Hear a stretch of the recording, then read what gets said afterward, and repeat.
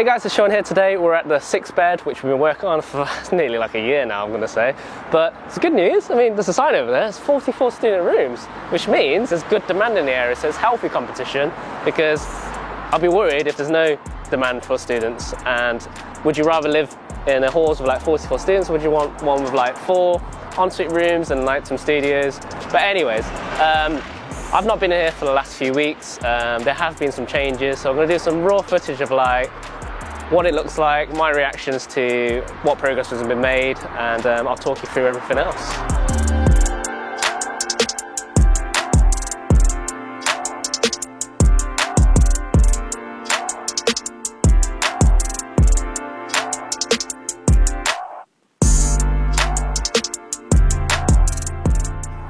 Here we are. So straight away we've got a brand new front door, 5 panels in, and I've got some, what do you call these again?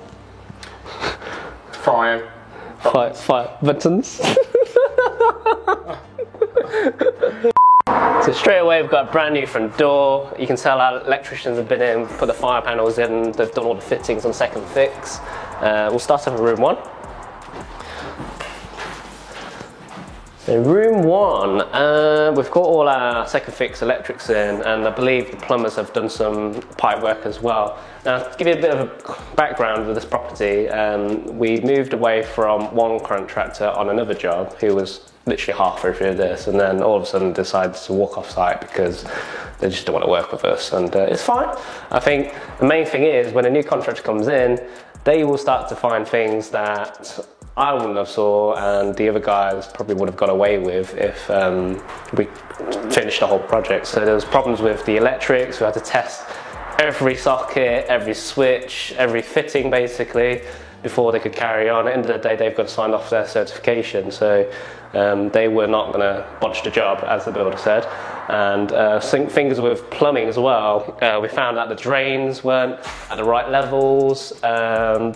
We found out there was missing like waste pipes, so there's a lot of issues that I thought at the time we were really ready to finish this off in like 3-4 weeks, but in the end it's turned out to be like 3-4 months. But these things happen. Joinery as well, so if I show you room 2, we found that the door frames were like at a level at the top, but then like less of a level at the bottom, so they weren't even. By the time you put your fire door in, you'll see like a little gap, and it defeats the whole purpose of a fire door. So these little things that a professional contractor has been doing HMOs for like many years. Is all she does, because it's what she does day in, day out.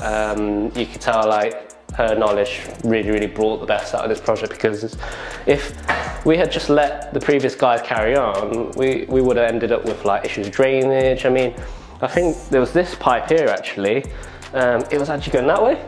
So can you imagine if someone takes it's just gonna literally stay in this pipe, and this is what happens when like you have many and then like it just backs up to the toilet. I saw a picture on Facebook the other day, I'll try and find it, but literally the toilet was just overfilled with, put it nicely, human excretion, let's say. So yeah, we had to sort that out. You can see outside, they've put all the gravel down just as they were digging up again, and these things shouldn't have happened. I think it always goes down to project management, me as the developer itself. Like if I had been on site every day, maybe these things wouldn't have happened, but at the end of the day, we stick to our roles. My role isn't construction, my role is to find the deals and find the finance, so you really have to find a project manager you can trust and just kind of get the job done properly rather than botch the job. But this room, as you can see, same as the other room. We've got our light fittings and switches. Plumbers have done what they can in the en-suites. Kitchen-wise, not a lot's happened actually. You can see the electricians put their sockets on, but this does need to be plastered. We've got some lights as well, so I think the electricians have been concentrating on this job a lot more than the others, but purely because with the plumbing, pipes all over the place, so kind of like you can't just plaster over it and then someone has to like cut another hole to inspect the pipes again. So this is where we've had like smaller issues. Like I said, I've not been here for like weeks, but we've been staying in communication on WhatsApp, on the phone. Literally every time I pick up the phone, oh, what's the issue now? And unfortunately, every time there was like, oh, we had to do this, had to do that, and then you have to wait weeks for material. Something as simple as windows as well. We didn't change this one, but we changed the front one and the upstairs. There's no point plastering when you've not even changed your windows, because when you take the whole window out, the plasterwork's going to be knackered, and you have to do the job again.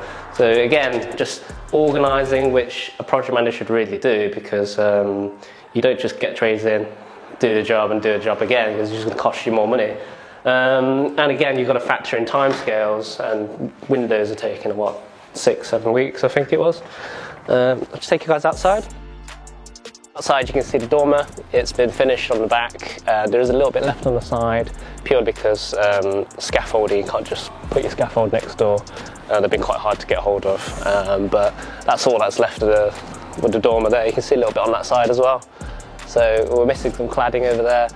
But again, like I said, the windows have been changed, so that one and that one's a brand new window.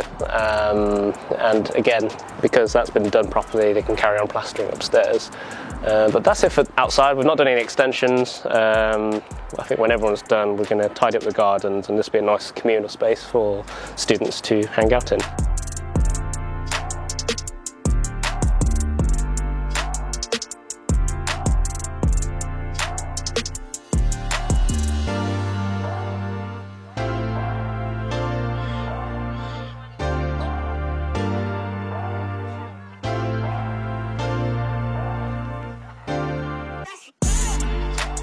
We're in the loft right now. This is one of the last studios that we're working on.